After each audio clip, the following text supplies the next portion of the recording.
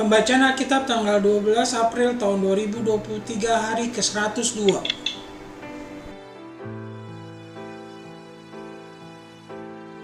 Yosua pasal 3. Menyeberangi sungai Yordan. Yosua bangun pagi-pagi, lalu ia dan semua orang Israel berangkat dari Sitim, dan sampailah mereka ke sungai Yordan. Maka bermalamlah mereka di sana sebelum menyeberang. Setelah lewat 3 hari, para pengatur pasukan menjalani seluruh perkemahan, dan memberi perintah kepada bangsa itu katanya, "Segera sesudah kamu melihat tabut perjanjian Tuhan Allahmu, yang diangkat para imam, yang memang suku Lewi, maka kamu harus juga berangkat dari tempatmu dan mengikutinya. Hanya antara kamu dan tabut itu harus ada jarak, kira-kira 2000 hasta panjangnya. Janganlah mendekatinya. Maksudnya supaya kamu mengetahui jalan yang harus kamu tempuh, sebab jalan itu belum pernah kamu lalui dahulu." Berkatalah Yosua kepada bangsa itu, "Kuduskanlah dirimu, sebab besok Tuhan akan melakukan perbuatan yang ajaib di antara kamu." Dan kepada para imam itu Yosua berkata demikian, "Angkatlah tabut perjanjian dan menyeberanglah di depan bangsa itu." Maka mereka mengangkat tabut perjanjian dan berjalan di depan bangsa itu. Dan Tuhan berfirman kepada Yosua, "Pada hari inilah aku mulai membesarkan namamu di mata seluruh orang Israel, supaya mereka tahu bahwa seperti dahulu aku menyertai Musa, demikianlah aku akan menyertai engkau. Maka kau perintahkanlah kepada para imam pengangkat tabut perjanjian itu demikian: setelah kamu sampai ke tepi air sungai Yordan, haruslah kamu tetap berdiri di sungai Yordan itu." Lalu berkatalah Yosua kepada orang Israel, "Datanglah dekat dan dengarkanlah firman Tuhan Allahmu." Lagi kata Yosua, "Dari hal inilah akan kamu ketahui bahwa Allah yang hidup ada di tengah-tengah kamu, dan bahwa sungguh-sungguh akan dihalaunya orang Kanaan, orang Het, orang Hewi, orang Feris, orang Girgasi, orang Amori, dan orang Yebus itu dari depan kamu. Sesungguhnya tabut perjanjian Tuhan semesta bumi berjalan menyeberang di depan kamu, masuk ke sungai Yordan. Maka sekarang pilihlah 12 orang dari suku-suku Israel, seorang dari tiap-tiap suku. Segera sesudah kaki para imam pengangkat tabut Tuhan, Tuhan semesta bumi, berhenti di dalam air sungai Yordan, maka air sungai Yordan itu akan terputus. Air yang turun dari hulu akan berhenti mengalir menjadi bendungan. Ketika bangsa itu berangkat dari tempat perkemahan mereka untuk menyeberangi sungai Yordan, para imam pengangkat tabut perjanjian itu berjalan di depan bangsa itu.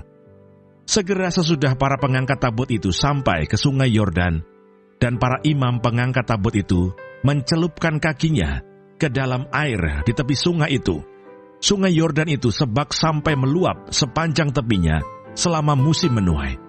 Maka berhentilah air itu mengalir. Air yang turun dari hulu melonjak menjadi bendungan, jauh sekali, di dekat Adam, kota yang terletak di sebelah Sartan. Sedang air yang turun ke Laut Araba itu, yakni Laut Asin, terputus sama sekali. Lalu menyeberanglah bangsa itu di tentangan Yeriko. Tetapi para imam pengangkat tabut perjanjian Tuhan itu tetap berdiri di tanah yang kering, di tengah-tengah sungai Yordan, sedang seluruh bangsa Israel menyeberang di tanah yang kering, sampai seluruh bangsa itu selesai menyeberangi sungai Yordan.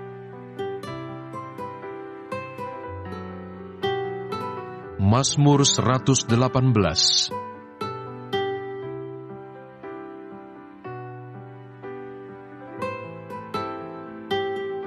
Nyanyian puji-pujian. Bersyukurlah kepada Tuhan sebab Ia baik, bahwasannya untuk selama-lamanya kasih setianya. Biarlah Israel berkata, bahwasanya untuk selama-lamanya kasih setianya. Aku ditolak dengan hebat sampai jatuh. tetapi Tuhan menolong aku. Tuhan itu kekuatanku dan mazmurku. Ia telah menjadi keselamatanku. Suara sorak-sorai dan kemenangan di kemah orang-orang benar. Tangan kanan Tuhan melakukan keperkasaan.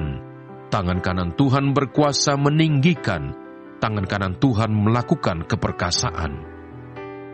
Aku tidak akan mati, tetapi hidup, dan aku akan menceritakan perbuatan-perbuatan Tuhan. Tuhan telah menghajar aku dengan keras, tetapi Ia tidak menyerahkan aku kepada maut. Bukakanlah aku pintu gerbang kebenaran. Aku hendak masuk ke dalamnya, hendak mengucap syukur kepada Tuhan. Inilah pintu gerbang Tuhan. Orang-orang benar akan masuk ke dalamnya.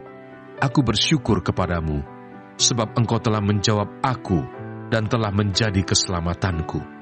Batu yang dibuang oleh tukang-tukang bangunan telah menjadi batu penjuru. Hal itu terjadi dari pihak Tuhan, suatu perbuatan ajaib di mata kita. Inilah hari yang dijadikan Tuhan. Marilah kita bersorak-sorak dan bersukacita karenanya. Ya Tuhan, berilah kiranya keselamatan. Ya Tuhan, berilah kiranya kemujuran. Matius pasal 28.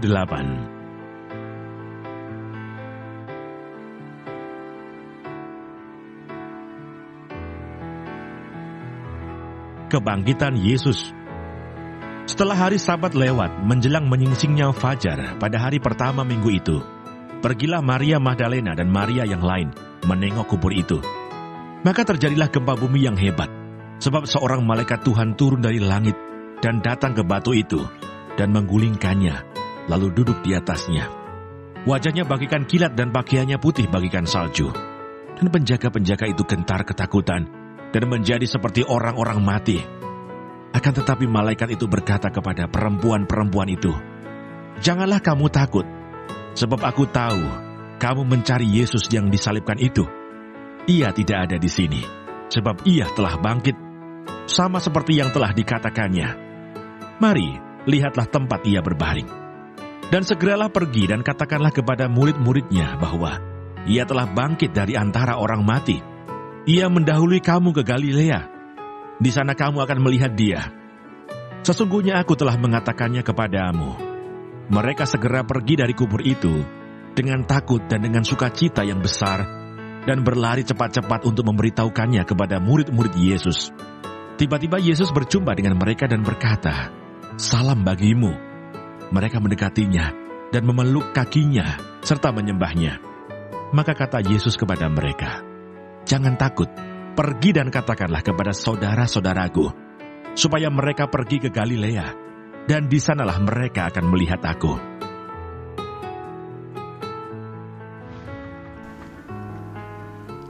Terima kasih. Tuhan Yesus memberkati.